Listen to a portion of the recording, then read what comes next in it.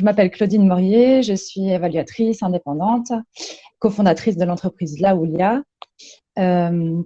spécialisée dans le développement, l'accompagnement et l'évaluation de projets d'attractivité et de valorisation des territoires. Je représente la Société suisse d'évaluation, la CEVAL, donc auprès du RFE, dont je suis la vice-présidente maintenant. J'ai eu l'immense honneur d'organiser donc cette journée sur le thème de jeter des ponts dans un contexte de transformation et de crise multiples. Et avec les collègues membres du groupe de travail que je salue ici et remercie chaleureusement pour leur soutien, nous avons concocté un programme très très riche et dense pour cette demi-journée. Et nous avons décidé de ne pas et d'aborder tous les thèmes qui nous semblaient pertinents. Et bien, c'était tout le travail derrière pour organiser tout ça. On va dire que c'était une erreur de débutante. La leçon maintenant. Nous allons donc nous intéresser à la place des mouvements citoyens face à l'évaluation des politiques publiques, à l'engagement des professionnels de l'évaluation, donc à leur positionnement face à l'évaluation, aux grandes thématiques transversales qui ont émergé ces dernières années et qui ne peuvent plus être ignorées. Et nous allons aussi nous intéresser à la responsabilité des entreprises par rapport à leurs impacts sociaux et environnementaux. Et finalement, nous allons découvrir un ouvrage qui est publié ce jour même, une anthologie francophone de l'évaluation, pour faire le pont entre les langues, les régions, les disciplines et les approches. Donc, c'est un riche programme, comme je vous le disais. Et avant cela, donc, nous avons l'honneur d'accueillir deux intervenants qui vont nous partager leur vision face au thème qui nous occupe aujourd'hui, donc de jeter des ponts dans ce contexte de transformation. Donc, avec nous, il y a donc Astrid Brussel, qui est directrice de l'école d'administration publique à l'Université de Victoria au Canada. Son expertise porte sur les approches et méthodes évaluatives qu'elle applique principalement à l'analyse du système de santé. Et depuis quelques années, elle s'intéresse plus particulièrement à la transition écologique, aux principes d'universalité, d'intégralité et d'accessibilité du système de santé. Et puis notre autre conférencier, c'est Marius Kedoté, qui est enseignant-chercheur au département santé-environnement à l'Institut régional de santé publique Komlan Alfred Kenoum de l'Université d'Abomey-Calavi au Bénin. Il a développé son expertise dans les approches écosystémiques et dans le domaine de la recherche sur la pollution des écosystèmes et la santé en Afrique de l'Ouest. Il travaille aussi à la planification et à l'évaluation d'interventions innovantes à base communautaire visant un changement dans l'environnement et l'amélioration de la santé des populations. Donc voici en quelques mots, il y aurait beaucoup plus à dire sur ces deux personnes, mais j'ai surtout envie de leur donner la parole. Et puis encore, donc je voulais m'adresser à vous, cher public. Vous aurez aussi donc, vous avez la possibilité d'écrire vos questions dans le chat, donc n'hésitez pas à le faire. Et puis à la fin de cette heure, j'en choisirai quelques-unes pour les poser à Astrid et Marius. Voilà, donc Astrid, c'est à toi. Bonjour Claudine, merci beaucoup. Bonjour tout le monde. C'est un plaisir d'être avec vous aujourd'hui. Donc, Claudine, tu nous as posé la question, dans un monde complexe, on a besoin de transformation, mais comment jeter des ponts par l'évaluation? Fait que je vais essayer d'aborder cette question-là. Notre monde est complexe, il y a de nombreuses facettes, il est très divers. Mais j'aborderai trois défis, trois grandes tendances que je vois comme étant absolument majeures aujourd'hui. Premièrement, les défis environnementaux. Deuxièmement, la question de la justice environnementale. Et troisièmement, l'affaiblissement de la démocratie. Sur la première question, les défis environnementaux, les changements climatiques font maintenant vraiment partie de la discussion, du débat public. Mais il faut aussi penser à la perte de biodiversité, à la pollution. C'est en fait trois domaines qui sont absolument centraux quand on essaie de comprendre les défis environnementaux auxquels on fait face. Juste comme un rappel, la pollution de l'air a tué plus de personnes cette année que la Covid a tué depuis son apparition. Sauf que c'est vraiment un tueur invisible. Ce qu'on vit aujourd'hui, on vit des événements climatiques ici en Colombie-Britannique. On subit en ce moment des inondations. Il y a eu une vague de chaleur qui a tué 800 personnes en 3 jours. On a vécu de la sécheresse, des feux, de la fumée et tout ça en moins d'1 an. Et que les changements climatiques prennent place aujourd'hui et sont le résultat direct de la façon dont on a organisé nos sociétés. Et qu'on a mis en place des modèles économiques, des modèles qu'on appelle de développement, qui ont été assez bons pour en fait augmenter l'espérance de vie, avoir des impacts positifs sur la santé des populations à assez court terme. Mais en fait, c'est un modèle qui repose énormément sur l'exploitation des ressources, où on voit une consommation d'énergie qui continue de croître, une utilisation des pesticides, des fertilisants, donc une utilisation grandissante des eaux, et en même temps, on voit une détérioration, par exemple, des stocks de poissons. Plus de 90% des grands bancs de poissons ont été pêchés. On voit une disparition des forêts. Donc, notre modèle n'est absolument pas soutenable à long terme et maintenant représente en fait la principale menace à la survie de bien des espèces, y compris l'humain. Donc, ce n'est pas une question de savoir est-ce qu'on doit faire quelque chose ou pas, c'est vraiment une question de survie humaine et de santé humaine. Et on a une espèce d'obligation de faire face et de répondre à ces enjeux-là. La deuxième grande question, c'est la question de la justice environnementale, qui est vraiment intrinsèquement liée aussi à la question de l'environnement. Et c'est une question qui prend différentes formes. Premièrement, il y a des responsabilités qui sont inégales face à l'environnement ou aux défis environnementaux. Il y a une récente étude qui a montré qu'en termes de consommation, les 10% les plus riches de ce monde sont responsables de plus de la moitié des émissions cumulatives de carbone entre 1990 et 2015, alors que les 50% les plus pauvres de cette planète ne sont responsables que de 7% des émissions.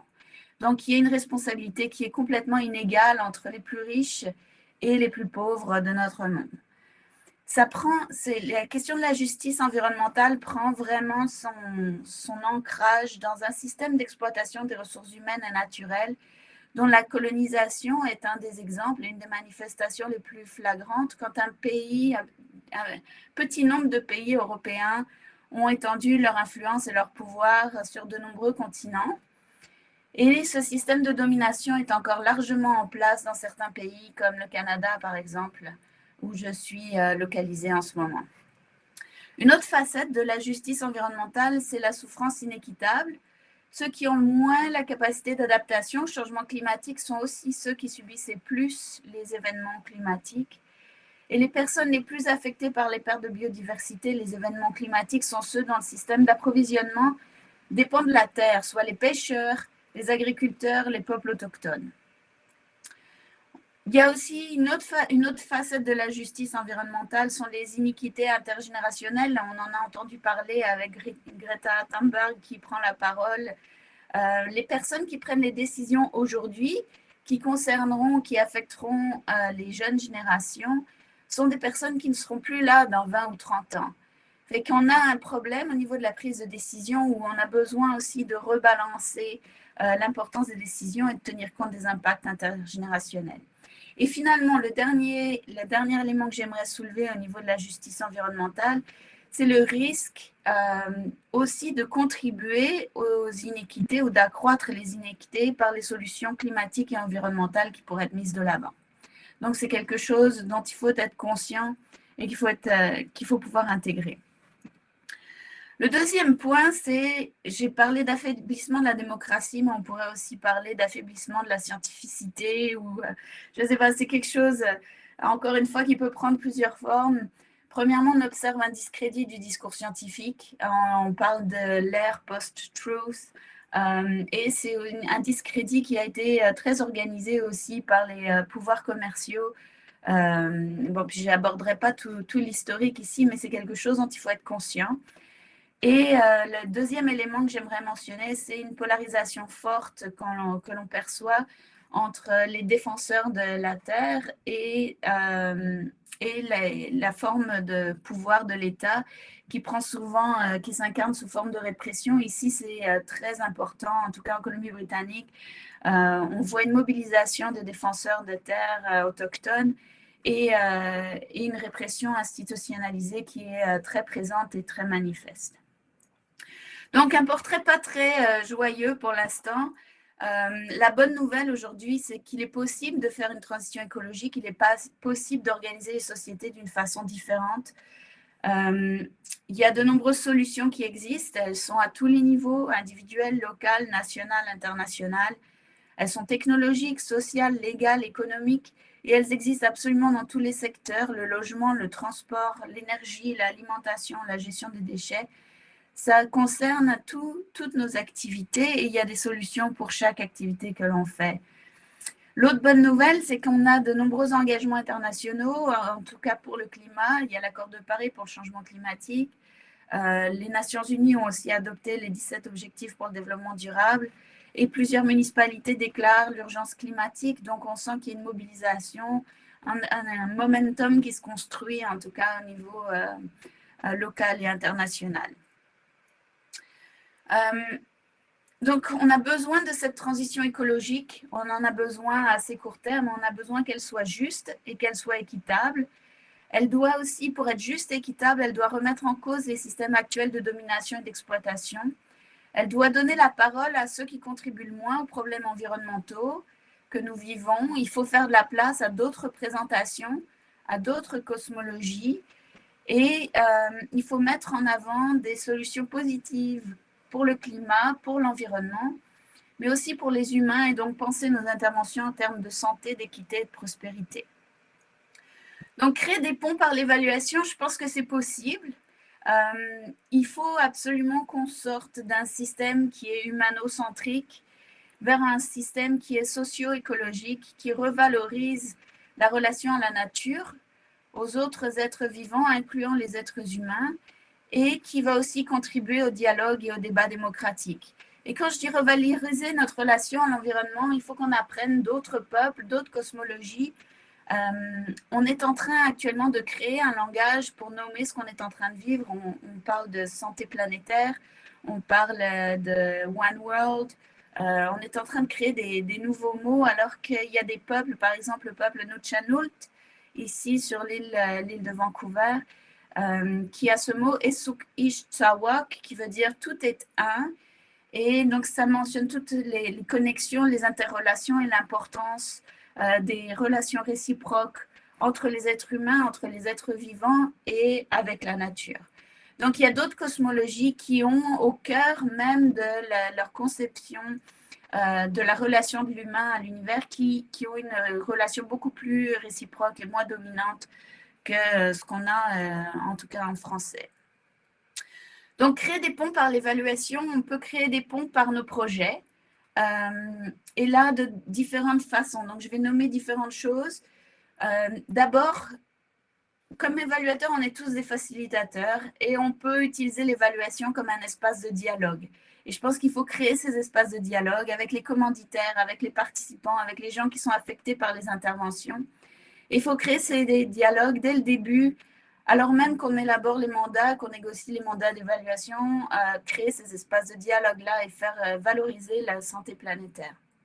Il faut qu'on soit capable de parler de la santé planétaire et de ces différentes dimensions, des impacts sociaux et environnementaux des interventions, et ce, à travers notre évaluation. Donc, depuis le début, mais aussi à travers les modèles logiques en représentant les impacts sociaux et environnementaux, dans nos questions évaluatives et dans les recommandations qu'on fait.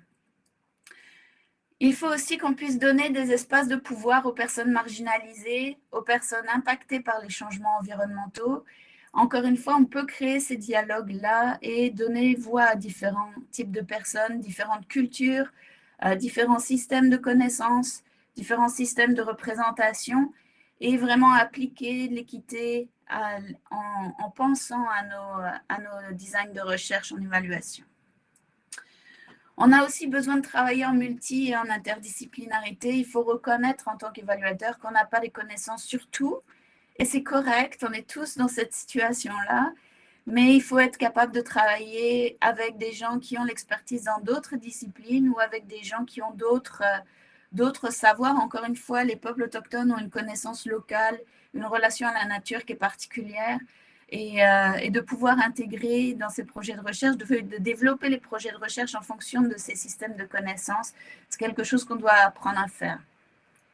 Et finalement, il faut qu'on puisse penser nos projets de façon à ce qu'ils incarnent aussi la transformation qu'on aimerait voir dans notre société. Donc aussi repenser nos projets de façon à minimiser leur impact environnemental et maximiser l'impact positif social qu'on peut avoir.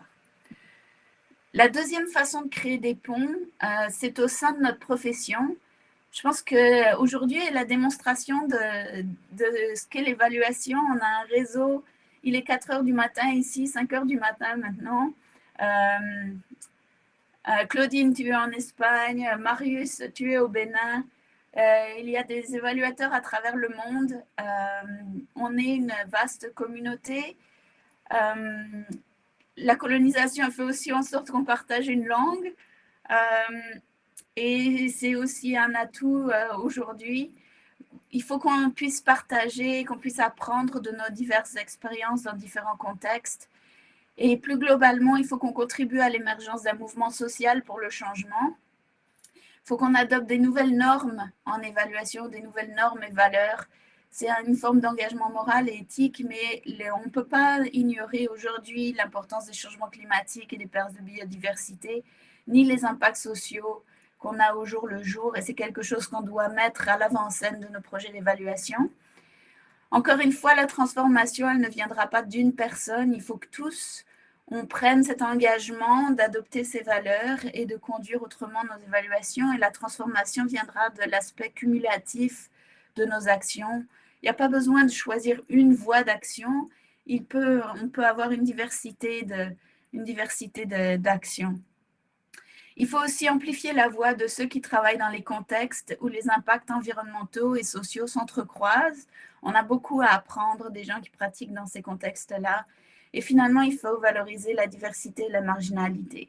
Donc, je pense qu'on a beaucoup à faire dans le domaine de l'évaluation. On a beaucoup de pouvoir finalement par nos projets d'évaluation. C'est sûr que c'est prendre certains risques, mais en même temps, le statu quo n'est absolument pas une option aujourd'hui. Donc, on n'a pas le choix de s'engager dans cette transition écologique à travers la multitude de nos projets. Merci Claudine. Merci à toi Astrid et pour ton engagement de t'être levée aussitôt pour nous transmettre ce message important. Alors maintenant, on va écouter avec grand plaisir. Et ensuite, on verra si on a une compréhension et sinon, on passera au débat. À toi, Marius. Merci beaucoup, Claudine et Astrid. Je vous remercie très sincèrement de me donner cette opportunité de partager une vision, un questionnement de mon travail et de l'évaluation des politiques en général. Lorsque j'ai été sollicité, un peu comme Astrid, par cette thématique jeter des ponts et dans un monde marqué par les changements globaux, un monde de transformation, et je me suis demandé qu'est-ce que je peux présenter. Dans un premier temps, suite à un malaise, à un inconfort, suite à une évaluation dans le domaine de la qualité de l'air, des politiques et réglementations dans la politique de la qualité de l'air, où on constate bien que nos pays ne peuvent pas contrôler la qualité de l'air juste par leur politique, parce que le Nord, l'Occident en général nous envoie les déchets d'équipements électriques, électroniques, les véhicules qui ne sont plus admis en circulation dans le Nord, mais qui atterrissent chez nous.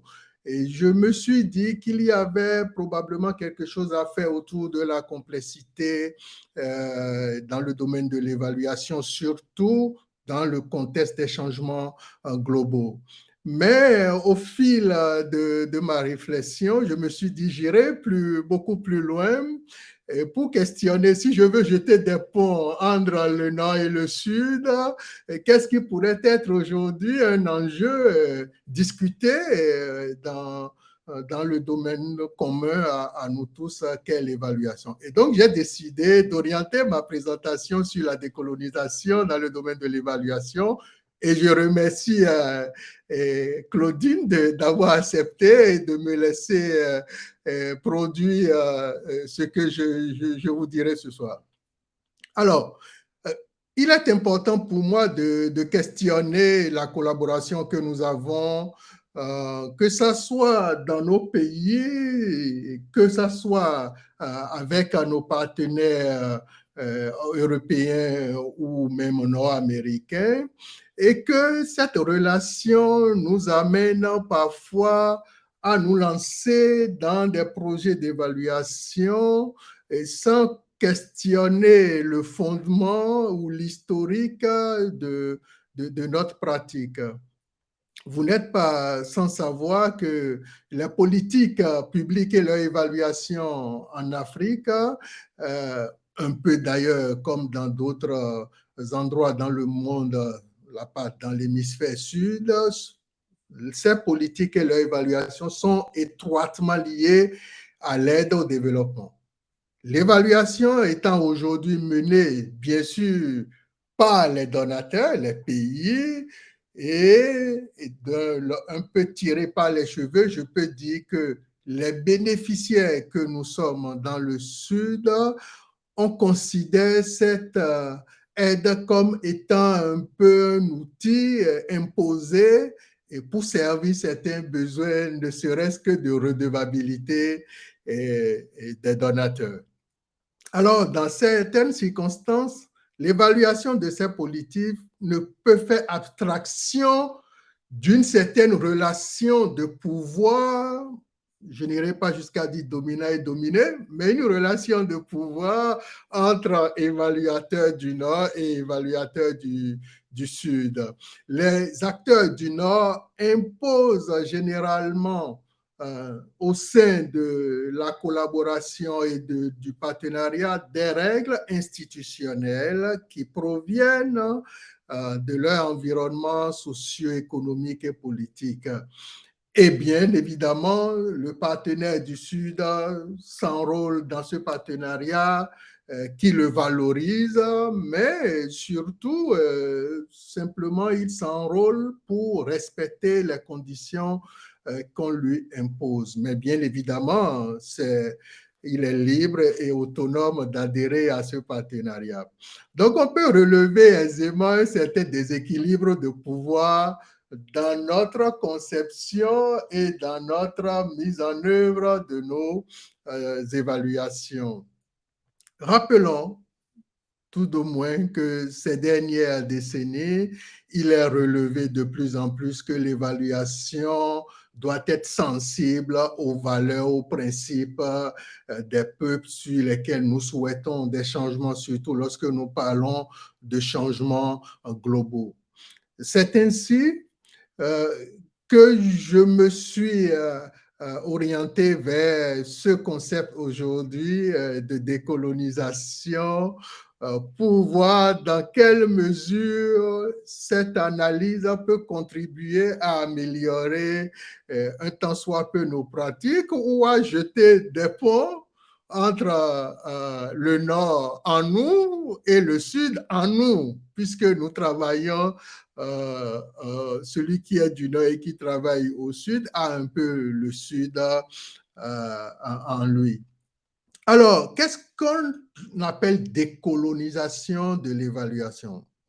Je cite un auteur africain pour commencer, même si la décolonisation, le concept de décolonisation de l'évaluation a été développé dans les pays de l'Amérique du Nord et même du Sud, et un peu l'Australie et Nouvelle-Zélande et autres. Je suis allé chercher cette définition de Mulumba Moses, qui dit que la décolonisation appelle le démantèlement de plusieurs couches de structures, d'idéologies, de récits, d'identités et de pratiques coloniales complexes, enracinées, ainsi qu'un processus de reconstruction assez sur la reconquête de l'humanité, la reconstruction de l'intégrité corporelle et la réaffirmation de l'autodétermination. Alors, c'est en général la décolonisation. Appliqué à l'évaluation, on pourrait dire que l'évaluation, que ça va être un processus, une conception qui tentera à libérer l'esprit de coloniser que nous avons, nous, évaluateurs. Alors, je vais citer un auteur, Hobson, et lui également a travaillé en Afrique, Hobson Rodney, et qui dit que l'évaluation décolonisée doit être centrée sur les valeurs et des objectifs indigènes. Décoloniser l'évaluation consiste donc à la situer dans les spécificités, les préférences, les pratiques culturelles des communautés indigènes. Il s'agit, et ça ce n'est rien de nouveau pour nous, de reconnaître et d'interroger de manière critique les systèmes de connaissances, les méthodes d'enquête eurocentriques qui ont été historiquement imposées aux cultures indigènes d'Afrique, d'Asie et d'Amérique. Mais une fois que j'ai dit ça, qu'est-ce que je peux faire pour sortir de la dimension théorique? Qu'est-ce que vous, évaluateurs et moi, pouvons apprendre de ce concept de la décolonisation? L'auteur Hobson nous demande de nous intéresser à 3 épistémologies. La première qui informe sur ce qui est compris et comme une bonne pratique d'évaluation, c'est-à-dire la dimension normative. Deuxièmement, une épistémologie sur la validité afin d'élargir les arguments considérés comme légitimes. Et enfin, l'épistémologie de la méthodologie de l'évaluation afin d'aligner les méthodes avec les pratiques traditionnelles de partage des connaissances. Prenons le premier point, ce qui concerne la bonne évaluation. Décoloniser signifie les normes de bonnes pratiques d'évaluation qui sont développées ou définies dans des pratiques locales, dans des valeurs et protocoles locaux. Et l'évaluation doit être dans cette perspective approuvée, doit avoir l'approbation des autorités locales, il doit y avoir une appropriation. Et cette évaluation qui doit être faite d'une bonne façon, en suivant un chemin comme bon, respectueux. Si je suis dans cette nouvelle perspective, c'est la culture locale, la conception de l'évaluation même dans la culture. Mais dans les faits, ce que nous appelons bonne culture, pour nous évaluateurs, est toujours empreint des valeurs et principes du Nord. Et même si aujourd'hui nous sommes de plus en plus sensibles à la participation des parties prenantes, nous sommes de plus en plus sensibles à une autre façon de faire, nous sommes également tributaires de la conception qui est du Nord, vient du Nord. Vous n'êtes pas sans savoir que de plus en plus, on va demander une évaluation éthique de nos protocoles d'évaluation. On va demander le consentement libre et éclairé, alors que c'est des concepts, certes, reliés à la dignité humaine que nous partageons dans toutes nos cultures, mais le consentement libre et éclairé n'a aucune place. Par exemple, dans certaines sociétés du Sud, dans bien de régions, nous avons aujourd'hui l'obligation, parce que sur le plan normatif, nous sommes contraints, mais ce n'est relié en rien. Et quand on sait que ce concept a été développé dans le Nord suite à une révolution et des progrès technologiques bien définis, avec une révolution au niveau des valeurs, et qu'aujourd'hui la liberté et l'autonomie des personnes est au cœur de tout. Dans nos contrées, ce n'est pas ça. Et malgré notre volonté d'aller vers une bonne pratique, il faut questionner ce qui serait la bonne pratique et aller dans les communautés et apprécier. Nous avons une analyse qui a été faite par l'auteur Fiona Cram, qui a travaillé un peu dans les communautés maoris en Nouvelle-Zélande, et qui a prouvé dans son étude, dans son appréciation, que les évaluations qui étaient faites en violation des peuples, des valeurs des peuples indigènes, a cité nombre de valeurs, par exemple, ce qui est considéré comme qualité, les déterminants de qualité lorsqu'on fait une appréciation dans une communauté indigène est étroitement lié à la validation par les anciens. Je pense que si on vient dans nos communautés, on peut trouver également ces genres de repères. Je vais avancer concernant l'épidémiologie, l'épistémo qui informe sur la validité de l'évaluation.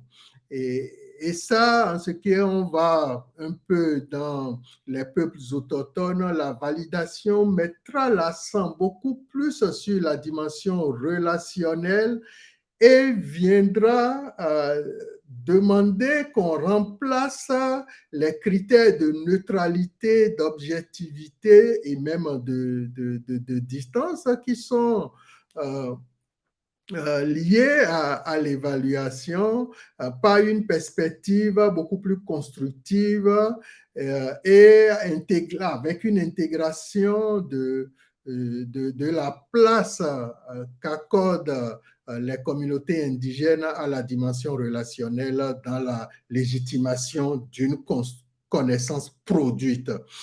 Et c'est dans cette perspective que l'American Evaluation Association recommande aux évaluateurs travaillant dans les contextes indigènes d'avoir et de chercher à comprendre et de respecter les différentes compétences des parties prenantes qui sont culturellement, bien évidemment, différentes des valeurs des évaluateurs.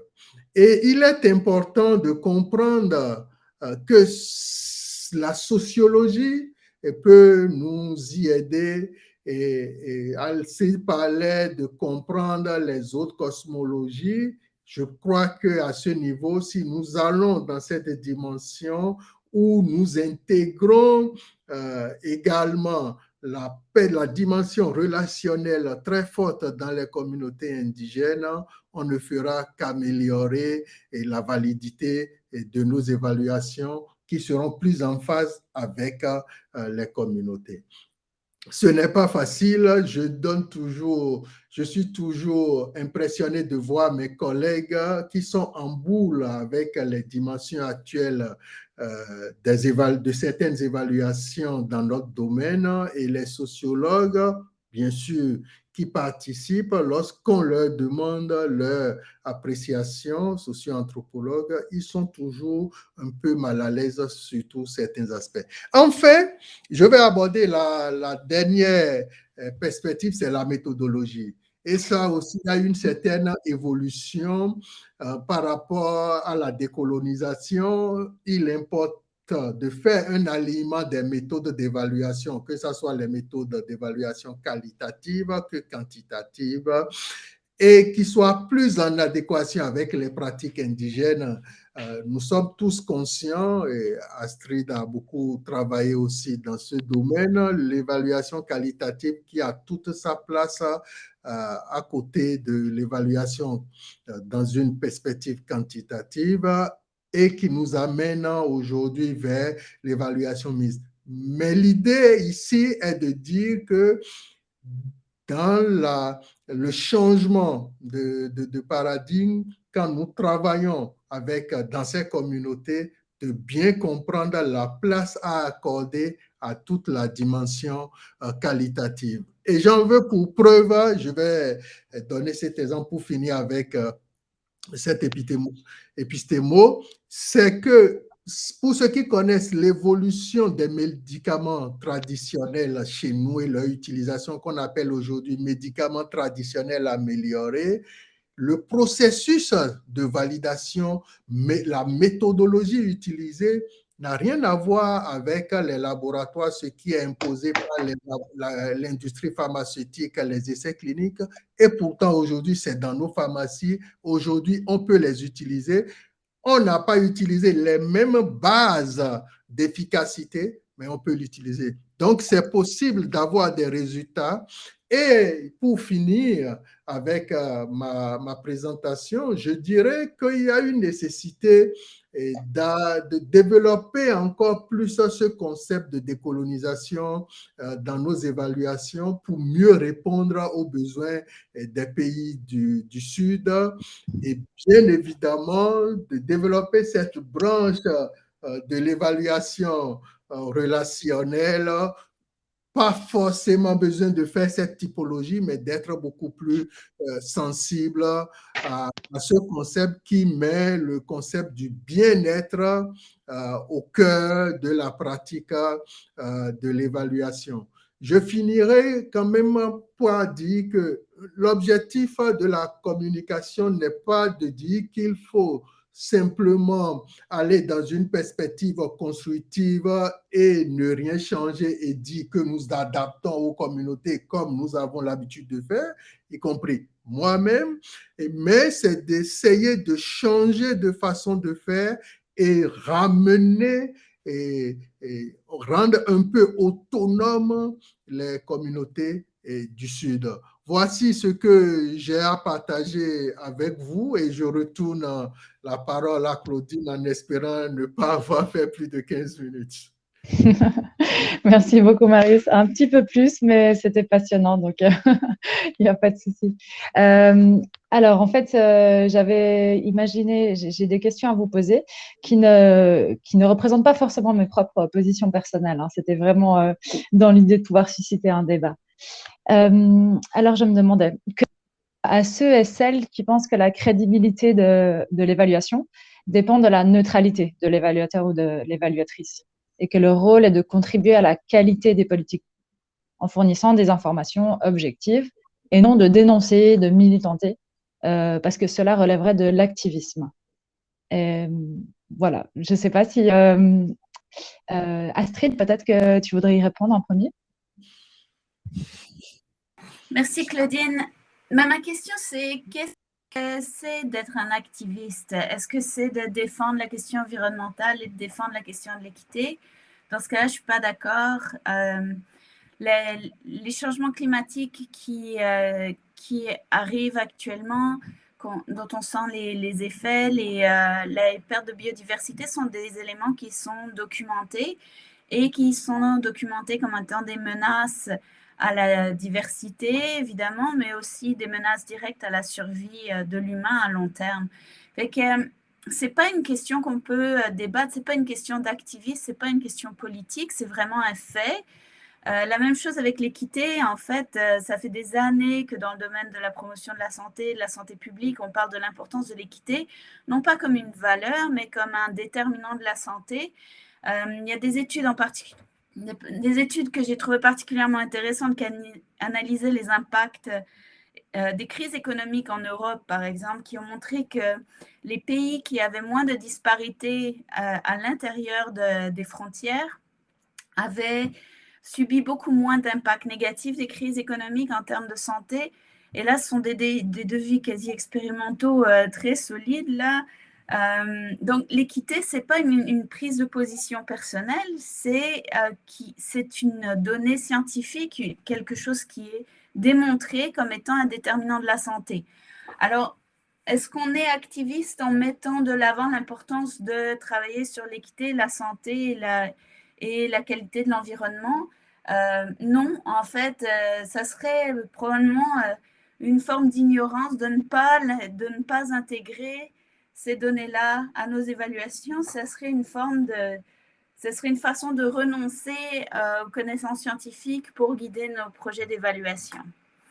Le deuxième élément que j'aimerais mentionner, c'est que souvent quand on parle de neutralité, d'objectivité, c'est souvent aussi, en fait, l'absence de valeur est une valeur en soi. C'est une prise de position qu'on peut débattre aujourd'hui, mais qui n'a pas forcément, au niveau de la contribution à la société, qui n'a pas forcément de justification. Alors, je vais compléter un tout petit peu en disant, au fond, autant que nous sommes, la neutralité n'est qu'un rêve que nous essayons dans notre pratique de tous les jours d'atteindre. Vous savez très bien, comme moi, que on nous demande de garder une certaine impartialité dans nos appréciations. Mais dans les faits, nous sommes sur un marché et puis quand vous faites une évaluation, vous savez que la demande est forte. Nous sommes dans un environnement concurrentiel et que on veut toujours fidéliser notre clientèle. C'est une vérité. Soyons objectifs et disons là et confirmons cette réalité que en soi, nous travaillons et chacun parle de la neutraliser. On essaie de trouver des arguments, mais nous cherchons à contribuer à satisfaire des objectifs et des besoins de nos clients. Et dans cette perspective, on peut aussi dire, lorsque je travaille pour des ONG, pour la défense de l'environnement, ce n'est pas mauvais de se positionner et Astrid l'a dit à un moment donné, nous pouvons créer ou utiliser les cadres de collecte de données ou de l'évaluation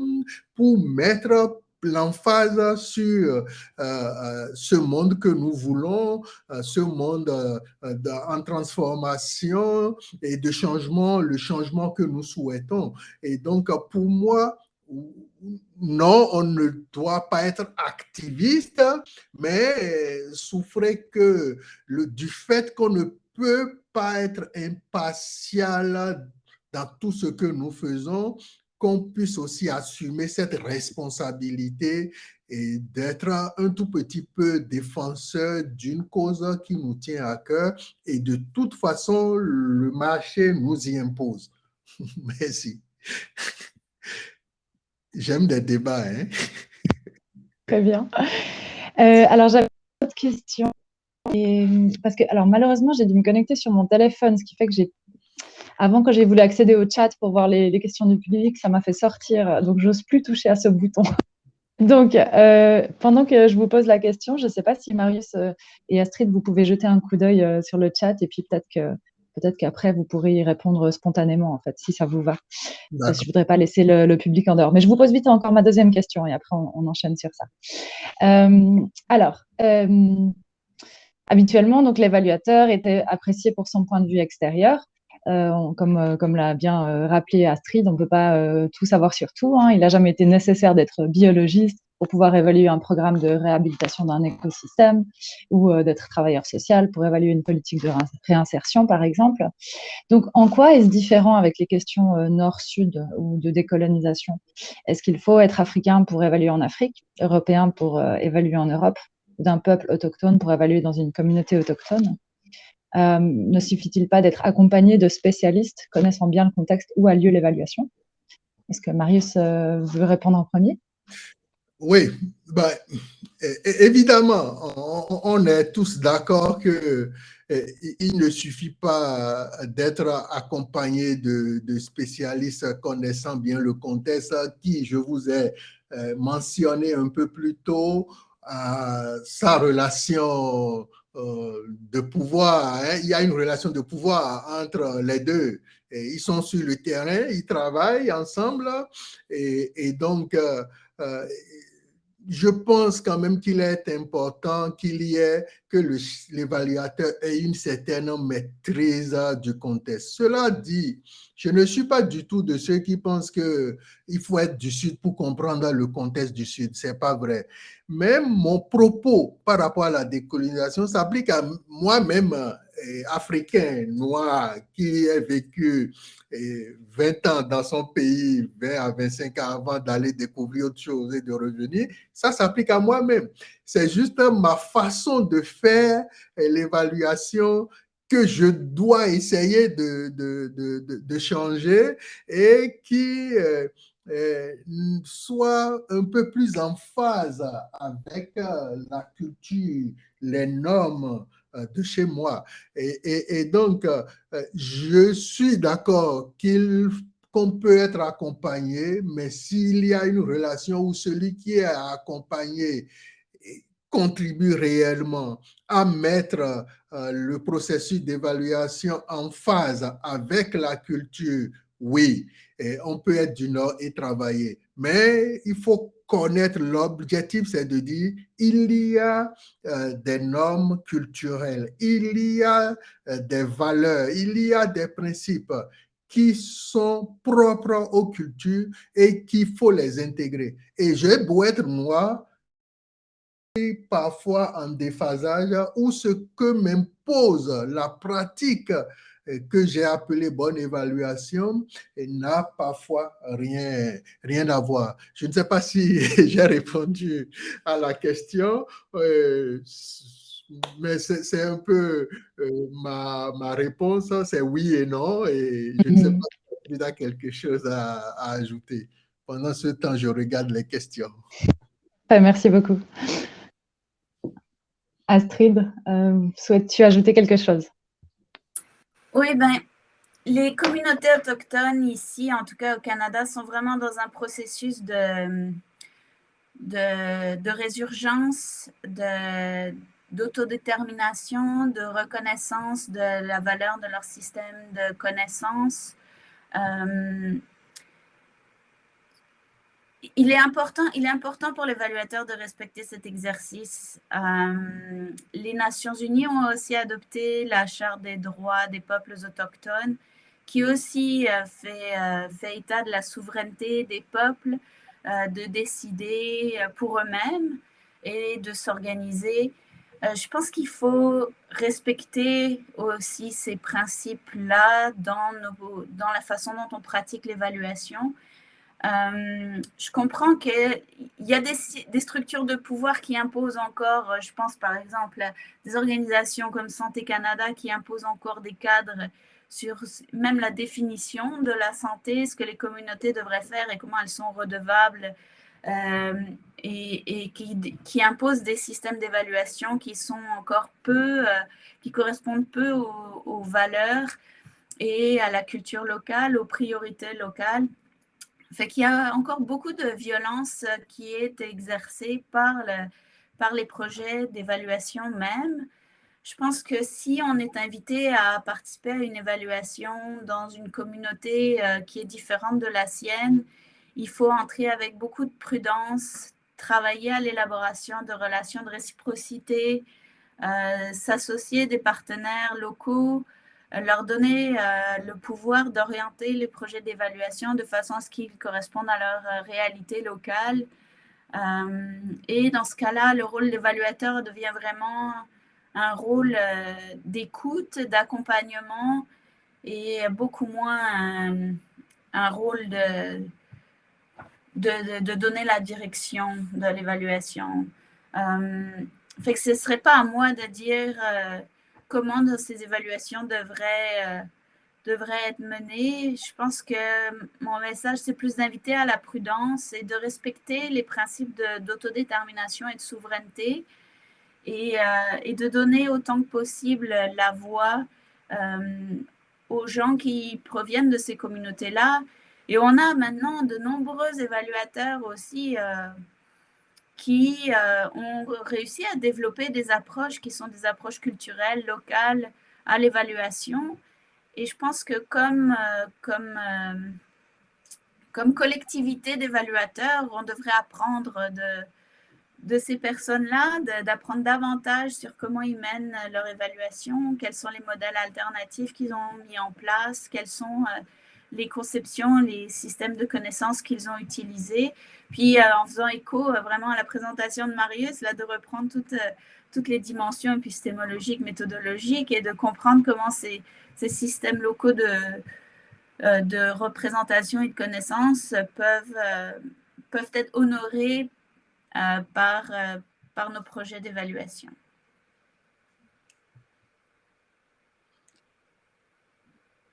Il y avait une question que j'ai vue, mais je ne retrouve pas, et je ne retrouve pas. Ah oui, et sur est-ce que la décolonisation implique une remise en cause de l'universalité et des valeurs de démocratie, de justice et autres? Et je crois que non. La question depuis des lustres, à chaque fois quand on dit certains environnements ont des particularités, ont des spécificités, il y a une vision du monde différente d'ailleurs. C'est vrai qu'on ramène souvent ces principes très forts, phares du vivre ensemble dans les pays du Nord, tels que la démocratie et la liberté. Mais moi, je dis toujours, la base sur laquelle nous sommes tous d'accord et nous serons toujours d'accord, c'est ce que nous appelons la dignité humaine. La dignité humaine suppose, tant que j'ai un humain devant moi, je considère que c'est un humain qui a toutes les capacités de décider, de comprendre et d'avoir sa vision du monde et de respecter sa façon de concevoir le monde. Et donc, ce n'est pas une question d'opposer forcément universalisme et prendre en compte les spécificités culturelles. Les spécificités culturelles nous imposent simplement des façons de faire qui peuvent juste changer, des façons d'accumuler des connaissances qui peuvent juste être différentes. On n'arrive pas à comprendre, à expliquer certaines choses. Quand nous mettons la rationalité ou les méthodologies qu'on nous donne, vous allez voir les médecins traditionnels ou ce que nous appelons les tradithérapeutes. Et quand j'étais rentré il y a une décennie, j'avais commencé à m'intéresser, mais j'ai vite arrêté parce que quand je veux raisonner avec des codes par lesquels j'ai toujours raisonné, mais ça ne va jamais fonctionner. C'est juste qu'il faut à des moments donnés, dans certaines circonstances, je ne dis pas tout, sinon on ne va jamais rien faire ensemble, mais certaines circonstances spécifiques, qu'on prenne le temps de mieux écouter la vision du monde et la façon de faire ailleurs. C'est ce que j'ai à ajouter. Merci. Astrid, est-ce que tu as vu une autre question à laquelle tu aurais envie de répondre? De vous donner le fardeau de la modération à ma place. Mais bon, on fait avec les moyens du bord. Ou si tu as envie de contribuer, répondre à la même question, c'est aussi possible. Marius, une question pour toi peut-être. Quelle est la marge de manœuvre de l'évaluateur vis-à-vis des lignes directrices des bailleurs de fonds? Ben, c'est peut-être ce qui va nous ramener à la réalité, la pratique. Et c'est aussi ce que j'essaie de dénoncer. Au fond, nous sommes conditionnés par ce que les thèmes de référence, par la fidélisation du bailleur, que ce soit par rapport à mon projet de recherche ou à mon évaluation. Et donc, parfois, on n'en a pas, mais si ensemble, collectivement, nous questionnons et que tout le monde trouve une façon dans son contrat de mettre certains éléments ou sur le terrain va un peu au-delà de ce qui est prévu dans les codes, peut-être que petit à petit, on va changer les choses.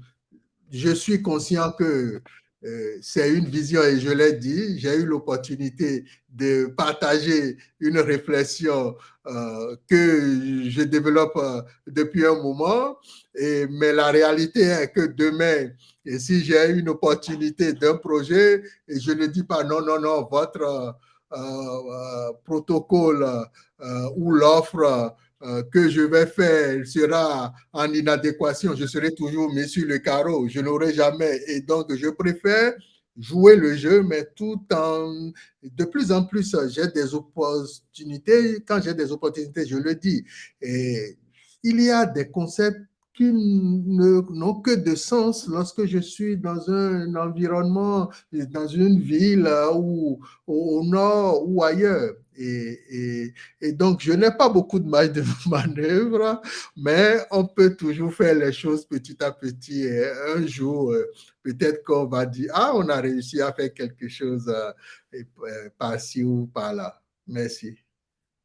Claudine, il y a Benoît qui revient avec une question en disant ce n'est pas la responsabilité de l'évaluateur individuel de faire évoluer la pratique, c'est l'action collective qui est la clé. Je pense que c'est un aspect qu'il faut mentionner. Une des richesses du domaine de l'évaluation, c'est qu'on a de nombreuses associations nationales, locales, internationales.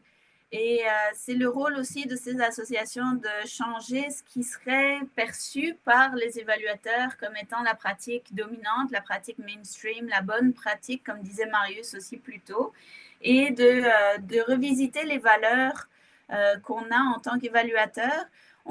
Comme évaluateur, on aime dire qu'on pratique pour le bien public, pour le bien de la société, mais qu'est-ce que ça veut dire pratiquer pour le bien de la société quand on a toutes ces crises environnementales, ces crises sociales qui nous confrontent dans notre pratique, et comment on peut ensemble élaborer des nouvelles normes de pratique, des nouvelles méthodes, des nouvelles façons d'aborder l'évaluation pour contribuer à ce monde qu'on souhaite implanter.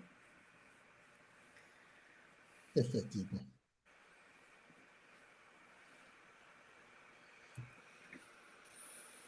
On va arriver à la fin de l'heure déjà, donc si vous voulez Claudine est partie.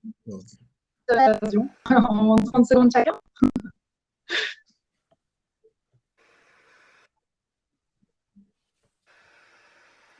Alors, il y a énormément de débats. Hein. J'ai lu la crédibilité qui, oui, on doit être crédible. Si on n'est pas crédible et on n'est pas neutre, on ne peut pas être crédible.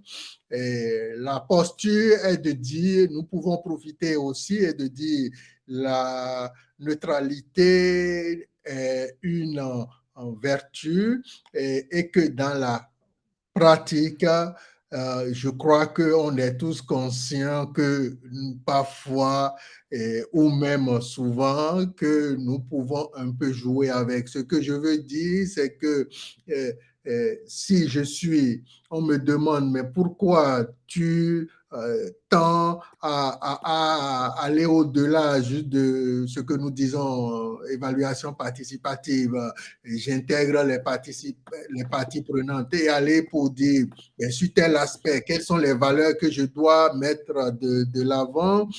Si c'est un manque de neutralité, et pourquoi pas. Si je suis aussi un activiste de l'environnement et que je suis dans un environnement où faire un tout petit peu de déforestation et pour permettre aux gens de vivre peut aller contre le bon sens et que ça a un lien avec certaines valeurs culturelles, pourquoi pas, c'est juste ce que j'ai à dire. Et je suis conscient que cette présentation et cette communication est juste un début de réflexion, y compris pour moi-même, et que je continue de faire l'évaluation comme vous, seulement que sur certains aspects, j'essaie d'imposer un certain nombre de valeurs et de principes.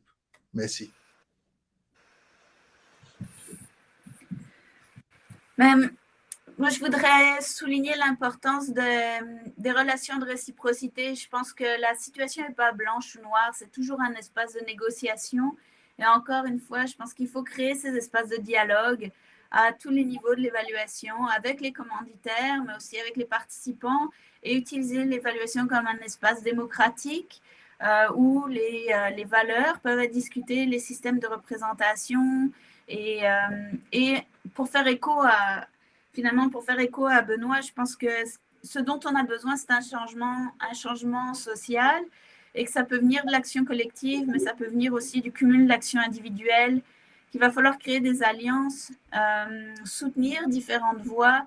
Et c'est quelque chose il n'y aura pas une voie unique pour amener ces principes-là, mais il peut y avoir aussi une diversité dans la pratique qui vont amener petit à petit à changer les pratiques dominantes en évaluation et à contribuer d'une façon différente au bien-être des sociétés.